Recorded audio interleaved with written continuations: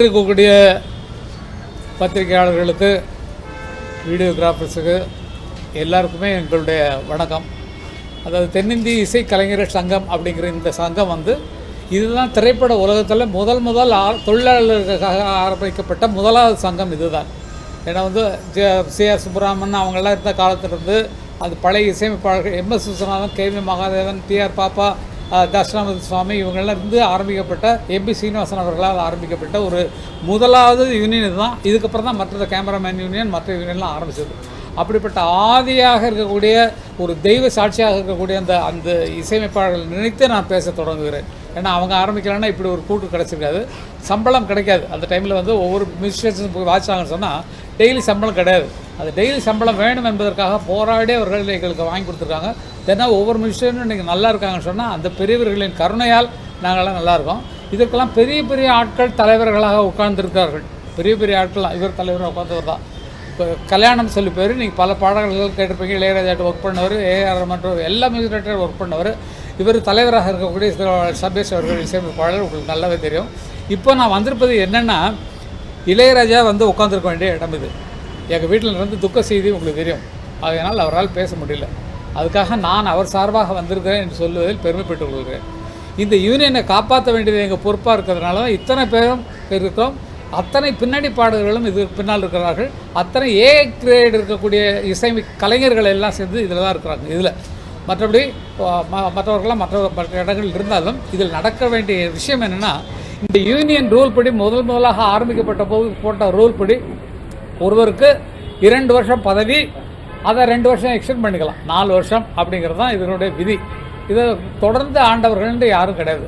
அது அந்த வகையில் இப்போது நடந்து கொண்டிருக்கக்கூடிய இந்த எலெக்ஷன் தினா அவர்கள் தனக்கு இருக்கக்கூடிய ஒரு அதிகாரத்தை பயன்படுத்தி 4 வருஷம் ஆண்டிருக்கோம், அடுத்து 4 வருஷம் நான் தான் இருக்க போகிறேன்னு சொல்லி அவர் பிடிவாதமாக இருக்கிறதுனால நாங்கள்லாம் சத்தம் போட்டோம். இது என்ன அரசியல் கட்சியை நீங்களே ஆளணுங்கிறது, இது எல்லாரும் வரணும், எல்லாரும் தலைவர்களாக இருக்கணும், எல்லாரும் இந்த அனுபவத்தை பெற வேண்டும் என்பதற்காக ஆரம்பிக்கப்பட்ட ஒரு விஷயத்தில் நீயே அதை பிடிச்சிட்டு இருக்கிறது நல்லா இருக்காதுன்னு இளையராஜா உட்பட எல்லாம் சொல்லியிருக்காங்க. அந்த ஆடியோ காப்பி உங்களுக்கு அனுப்பிச்சிருக்கோம், அதையும் சேர்த்து போடுங்க.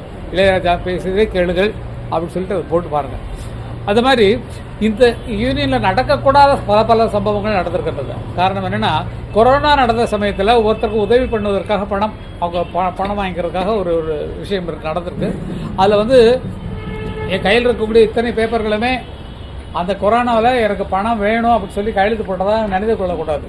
இது இவர்களாக தயார் பண்ணி பவதாரணி இறந்து போன பவதாரணியின் கையெழுத்தை போட்டு கூட அந்த பணத்தை அவர்கள் எடுத்திருக்கிறார்கள் அப்படிங்கிறதான் உண்மை. ஏறக்குறைய ஒரு 80 லட்சத்துக்கு மேலே அவர்கள் அதில் சுருட்டிருக்காங்க. அந்த கணக்கெல்லாம் எங்கே தெரிஞ்சிருமோ அப்படிங்கிறதுக்காகத்தான் மறுபடியும் நான் தலைவராக இருந்து சரி பண்ண வேண்டும் அப்படின்னு சொல்லி அவர் மறுபடியும் வருவதற்கு ட்ரை பண்ணுறார் தினா அவர்கள். அது நாங்கள் வார்த்தையில் எவ்வளோ சொல்லி பார்த்தோம். அதில் காலம் அடங்குற மாதிரி அவர் விஷயமே கிடையாது. அவர் தான் நிற்பேன், நான் தான் நிற்பேன். இளையராஜா சொன்னேன் என்னையா, இந்த வார்த்தை யாராவது சொல்லுவாங்களான்னு நினச்சி பாருங்க. இன்றைக்கு இருக்கக்கூடியவர்களில் இளையராஜா தான் இந்த திரைப்பட உலகத்தின் இசைக்கு முக்கியமான ஆளாக இருக்கிறார். அவர் சொல்லி தினா நீ பண்ணுறது சரியில்லை, இந்த மாதிரி 2 வருஷம் தான் 4 வருஷம் தான் ஒரு பதவி, அதுக்கு மேலே நீ நிற்பது சரியில்லைன்ற வார்த்தை சொன்னதுக்கு அப்புறம் அந்த சும்மா உட்காந்து கத்திட்டு இருப்பான். இந்த வார்த்தை யாராவது சொல்லுவாங்களான்னு நல்லா யோசிச்சு பாருங்க. ஒவ்வொருத்தரும் அவரை தூக்கி எறிஞ்சு பேசுகிற ஆட்கள் எங்களுக்கு வேண்டாம் தான் நாங்கள்லாம் முடிவு பண்ணோம். ஏன்னா அவர் தான் எங்களெல்லாம் வளர்த்து விட்டார். நம்ம அறிவே வளர்த்தவர் இளையராஜா தான். ஆர்கஸ்ட்ரேஷன்லேயும் இதுக்கு மேலே இந்த நோட்டு வரலாங்க, இதுக்கு மேலே இந்த நோட்டு வரலான்னு நீங்கள் பார்க்கக்கூடிய இசை அற்புதங்களெல்லாம் செய்து கொடுத்தவர் அவர் தான். அவரை பற்றியே திட்டி அவர் என்ன சொல்கிறது நான் என்ன கேட்குறது அப்படின்னு சொல்லி இதனை அண்ணாமலையிடம் ரிப்போர்ட் பண்ணும்போது அண்ணாமலையிடம் சொல்லி எனக்கு இது பிஜேபியில் வேறு இருக்கார். இன்றைக்கி பார்த்தீங்கன்னா மேலே மோடி, கீழே இவர் நாளைக்கு எலெக்ஷன் வாங்கன்னு சொல்லி போட்டு அப்போ மோடிக்கு அப்புறம் இவர் தானா அப்படிங்கிற மாதிரி ஒரு திமிரு தினாவட்டில் இருக்கக்கூடிய ஆட்கள் நமக்கு வேண்டாம். இது மியூசிக்ங்கிறது சாஃப்ட், அத்தான் என்னத்தான் அப்படின்லாம் சாஃப்டாக பண்ணாது. மெல்லப்பூன்னு போனது. இப்போ அடிக்கிற அடியில் மாதிரி இப்போ எல்லாம் கிடையாது. இப்போ சாஃப்டாக இருந்த ஒரு மெலடியை ரஃப்பாக கொண்டு போய் டங்கு டங்கு டங்கு டங்கு டங்கு டங்கு டங்குன்னு வச்சு இன்றைக்கி நீங்கள் கேட்குற பாட்டெலாம் யாருக்கும் குறை சொல்லலை. அந்த மாதிரி இந்த மியூசிக்கை குழப்புற மாதிரி இந்த யூனியனை குழப்பி வச்சுருக்காருன்னு சொல்கிறேன். மியூசிக் எப்படி குழம்பி போய் கிடக்கோ அதே மாதிரி இந்த யூனியனையும் குழப்பி வைத்திருக்கார். பல பேரை மிஸ்யூஸ் பண்ணிருக்கிறார். அப்படிங்கிறதுக்காக அவர் நிற்கக்கூடாதுன்னு சொல்லி நாங்கள் முடிவு பண்ணோம்.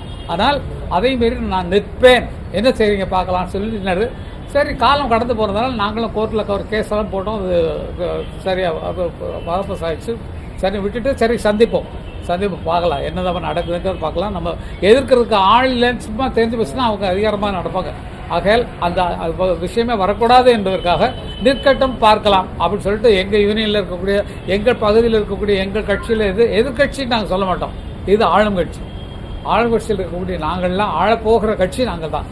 ஆகவே எங்களுடைய நியாயத்தை உங்களுக்கு சொல்வதற்காக தான் வந்தோம். கல்யாணம் அவர்கள் யூனியனில் தலைவராக இருந்தவர். அவர் தலைவர் இதே யூனியனில் இருந்தார். வைஸ் சேர்மன் பாலேஷ் அவர்கள் வந்து இந்தியாவில் தலை சிறந்த ஷெனாய் பிளேயர். நீங்கள் கேட்டிருப்பீங்க ஷெனாய் வாத்தியம். அதில் பத்மஸ்ரீ அவார்டு வாங்கினவர் இவர் இப்போ இந்த வருஷத்துக்கு. அப்படிப்பட்ட பெரிய பெரிய கலைஞர்கள்லாம் இருக்கக்கூடியது அத்தனை பேரையே போகட அப்படின்ற மாதிரி சொல்லிட்டு அவர் பாட்டு பண்ணக்கூடிய விஷயங்கள் சரியல்ல அப்படிங்கிறது தான் ஒரு விஷயமாக நாங்கள் சொல்ல கடமைப்பட்டுருக்கோம்.